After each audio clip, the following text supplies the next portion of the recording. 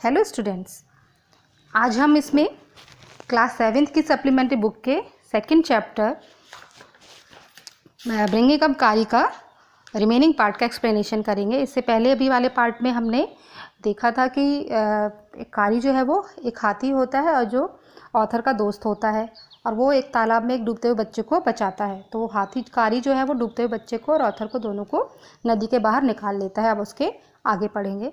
Kari was like a baby. He had to be trained to be good, and if did not tell him when he was naughty, he was up to more mischief than ever. कारी जो है वो एक बच्चे की तरह था, मतलब उसे he had to be trained to be good. उसे हमें ये ट्रेनिंग देनी पड़ती थी कि अच्छे किस तरह से बिहेव करना है, और अगर हम उसे ये नहीं बताएंगे तो वो बहुत शैतान था, इतना शैतान कि उससे शैतान कोई हो ही नहीं सकता था। फॉर इंस्टेंस वो एक एग्जाम्पल दे रहा है यहाँ पे, एक दिन घटना बता रहा है कि one day somebody gave him some bananas to eat. Very soon ही developed a great love for ripe bananas. एक बार क्या होता है कि कोई उसको खाने के लिए बनानास दे देता है और जल्दी ही उसको वो बनाना खाने की जो है हैबिट पड़ जाती है। We use to keep large plates of fruit on a table near a window in the dining room. और जो ऑथर है उसके यहाँ क्या होता था कि वो जो डाइनिंग रूम था उसके पास विंडो के पास एक टेबल पे फ्रूट्स रख देते थे वो लोग। One day all the bananas on the table disappeared and my family blame the servants for eating all the fruit in the house. एक बार क्या हुआ कि जो टेबल पे बनानाज रखे हुए थे वो सारे के सारे गायब हो जाते हैं। तो उसके जो फैमिली वाले होते हैं उनके घर में जो नौकर थे उन पे इल्ज़ाम लगाते हैं कि भाई इन्होंने ही खा लिए हैं ये। A few days later the fruit disappeared again. This time the blame was put on me and I knew I had not done it. फिर कुछ दिनों बाद ऐसा फिर से होता है तो इस बार इल्ज़ाम जो है ब्लेम जो है वो ऑथर पे लगता है, और जबकि उसे तो पता था कि उसने नहीं किया था ये सब। It made me very angry with my parents and the servants for I was sure they had taken all the fruit. और इस बात से उसे अपने पेरेंट्स से भी बहुत गुस्सा आता है और साथ ही साथ सर्वेंट्स के साथ भी बहुत गुस्सा आता है। उसे लगता था कि उन्होंने ही सब लिया है। The next time the fruit disappeared I found a banana all smashed up in Kari's pavilion. फिर अगले दिन उसने जो फल गायब हुए तो उसने देखा कि एक बनाना जो है स्मैश सा कारी के पवेलियन में पड़ा हुआ था। This surprise me very much for I had never seen fruit there and as you know he had always lived on twigs. तो जब वो ये देखता है कि पवेलियन में बनाना पड़ा तो बहुत सरप्राइज होता है, क्योंकि वो तो कभी उसको फ्रूट देते ही नहीं थे और वो हमेशा क्या खाता था, ट्विक्स खाता था। Next day while I was sitting in the dining room wondering whether I should take some fruit from the table without my parents' permission, a long black thing very much like a snake suddenly came through the window and disappeared with all the bananas. फिर कहता है अगले दिन वो dining room में बैठा हुआ था और वो सोच रहा था कि मैं उसमें से कुछ फ्रूट ले लूँ टेबल से, मतलब अपने माँ बाप की बिना परमिशन से वो फ्रूट लेना चाह रहा था उसमें से। तो तभी वो देखता है कि एक काले रंग की लंबी से कुछ सांप जैसी कोई चीज़ आती है और सारे विंडो से आती है और सारे के सारे बनानाज गायब हो जाते हैं। I was very much frightened because I had never seen snakes eat bananas and I thought it must be a terrible snake that would sneak it and take fruit. तो जब वो देखता है कि कोई सांप जैसी चीज़ थी तो वो बहुत डर जाता है। वो सोचता है कि उसने तो कभी ये देखा ही नहीं था कि कोई सांप बनाना खाता है। वो कह रहा कि अगर वो खाता है तो इसका मतलब बहुत ही भयानक सांप होगा कि जो इतने सारे फ्रूट्स लेके जा रहा है और खा रहा है। I crept out of the room and with great fear in my heart ran out of the house, feeling sure that the snake would come back into the house, eat all the fruit and kill all of us. फिर वो कहता है crept माने तो चुपचाप धीरे से वो कमरे से बाहर निकलता है, क्योंकि उसे बहुत डरा हुआ होता है और वो धीरे से घर से बाहर आ जाता है। वो ये सोचता है, उसे पूरा पक्का विश्वास होता है कि जो सांप है दोबारा से घर में वापस आएगा फ्रूट्स को खाने के लिए और फिर हम सबको ये मार देगा। As I went out I saw Kari's bag disappearing in the direction of the pavilion and I was so frightened that I wanted his company to cheer me up.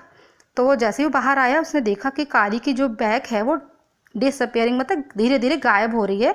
किसकी तरफ जा रही है? वो अपने पवेलियन की तरफ जा रही है। तो वो बहुत डर जाता है, क्योंकि वो बहुत डरा हुआ था। तो वो सोचता है कि वो कारी के पास जाता है जिससे कि वो थोड़ा सा हंस लेगा, जो वो डरा हुआ है उसका डर निकल जाएगा, तो वो थोड़ा सा लाइट हो जाएगा, उसका मूड जो है वो हल्का हो जाएगा। तो इसलिए वो कारी के पास जाता है। I ran after him into the pavilion and I found him there eating bananas. तो जैसे ही वो पवेलियन में जाता है वो देखता है कि वो तो बनाना खा रहा था। I stood still in astonishment, the bananas were lying स्ट्रीन all around him. तो वो वहाँ खड़े होकर वो बहुत ज़्यादा आश्चर्यचकित हो जाता है और देखता है कि जो बनानाज हैं उसके छिलके, स्ट्रीन में छिलके जो हैं वो सारी तरफ पड़े हुए हैं।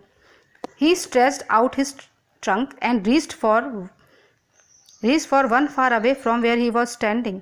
उसके बाद वो क्या करता है, अपनी ट्रंक को स्ट्रेच करता है, खींचता है, और जो बनाना उससे दूर होता है वो वहाँ उसको ले लेता है। That instant the trunk look like a black snake. जब उसने देखा कि वो उसने अपना ट्रंक स्ट्रेच किया तो बिल्कुल सांप की तरह लग रहा था। एंड आई रियलाइज दैट कारी वॉज द थीफ, और उसे अब पता चला कि कारी ही वो चोर था। I went to him, pulled him out by the ear and joyously showed my parents that it was Kari and not I that had eaten all the fruits these many weeks। उसके बाद वो क्या करता है, उसको कान से पकड़ता है और खुशी से अपने पेरेंट्स को दिखाता है कि देखो ये कारी है जिसने ये सारे फ्रूट्स खाए थे इतने हफ्तों से, मैंने नहीं खाए थे। देन आई स्कॉल्डेड हिम, इसके बाद उसने उसे डांटा। For elephants understand words as well as children and I said to him next time I see you stealing fruit you will be whipped.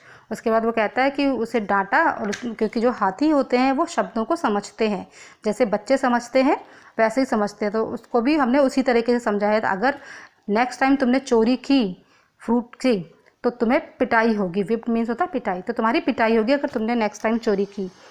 He knew that we were all angry with him, even the servants.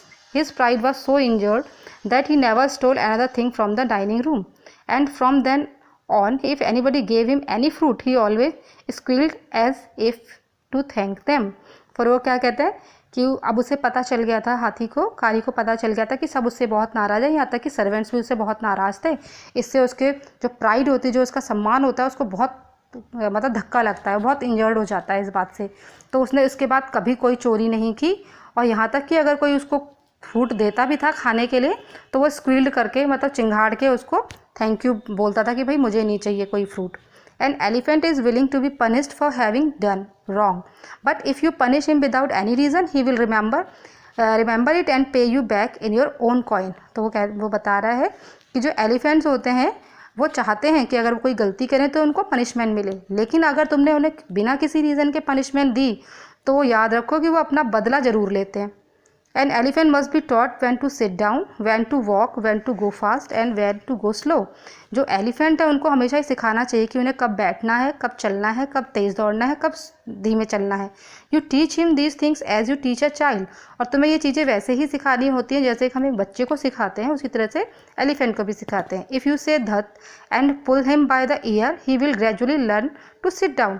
अगर तुम उसे धत बोलोगे और उसको कान से पुल करोगे तो धीरे धीरे बैठना सीख जाता है। Similarly if you say Mali and pulls his trunk forward he will gradually learn that it is the signal to walk. और उसके बाद अगर तुम उसे माली बोलोगे और उसके ट्रंक को आगे खींचोगे तो धीरे धीरे सीख जाएगा कि वो उसको अब आगे चलना है, यानी कि धत से वो बैठेगा और माली से वो आगे चलेगा। Kari learn Mali after 3 lessons but it took him 3 weeks to learn dhat. मतलब कारी जो था उसने माली जो वर्ड था वो तो उसने 3 लेसन में ही सीख लिया था, मैं 3 बार उसको सिखाया गया, वो सीख गया था। लेकिन धत जो था वो उसने कम से कम 3 हफ्ते लिए सीखने के लिए। He was no good at sitting down, वो बैठने में अच्छा नहीं था। And do you know why an elephant should be taught to sit down.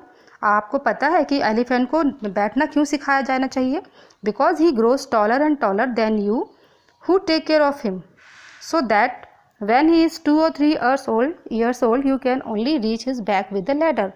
क्योंकि जो एलिफेंट्स हैं वो बड़े होते जाते हैं, आपसे बड़े होते जाते हैं, तो उसकी देखभाल कौन करेगा जब, क्योंकि वो बहुत ऊंचे होते हैं। जब वो 2-3 साल के होते हैं तभी आप लोग जो हैं वो लैडर के माध्यम से उस पर पहुँच सकते हो। It is therefore better to teach him to sit down by saying dhat so that you can climb upon his back, for who would want to carry a ladder around all the time.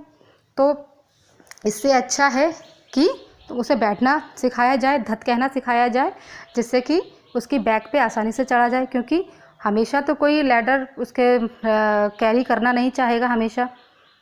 The most difficult thing to teach an elephant is the master call. और सबसे difficult काम क्या है elephant को सिखाना? Master call. He generally takes 5 years to learn it properly, और लगभग उसको 5 साल लगते हैं इस चीज़ को सीखने के लिए। The master call is a strange hissing howling sound as if a snake and tiger were fighting each other.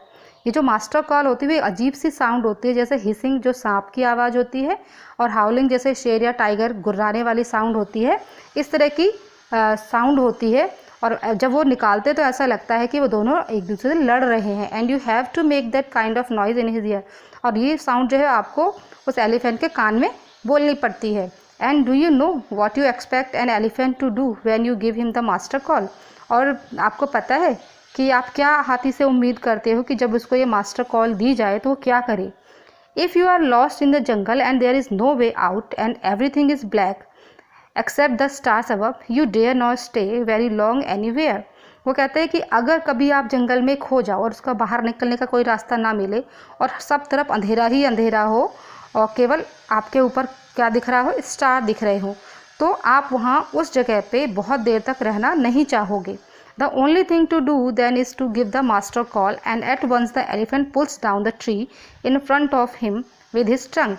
तो इस ऐसी कंडीशन में जब हम मास्टर कॉल देते हैं किसी एलिफेंट को, तो एलिफेंट जो है तुरंत आता है और पेड़ों को गिराता हुआ आपके सामने आ जाता है। This frightens all the animals away, और जब वो पेड़ गिराता है तो क्या होता है, उससे सारे एनिमल्स डर जाते हैं। As the tree comes crashing down monkeys wake from their sleep and run from branch to branch. जैसे ही जो एलिफेंट होता है पेड़ गिराता है, धमाके के साथ पेड़ गिरता है, तो मंकी जो है वो जग जाते हैं और एक ब्रांच से दूसरी ब्रांच पर भागने लगते हैं। You can see them in the moon light, आप उन्हें मून लाइट में देख सकते हो। मून लाइट मीन्स चांद की रोशनी में देख सकते हो। And you can almost see the stags running in all direction below. Stag माने 12 सिंगा, और आप 12 सिंगा को भी सभी दिशाओं में भागते हुए देख सकते हो। You can hear the growl of the tiger in the distance, और आप टाइगर के गुर्राने की साउंड को भी दूरी से सुन सकते हो।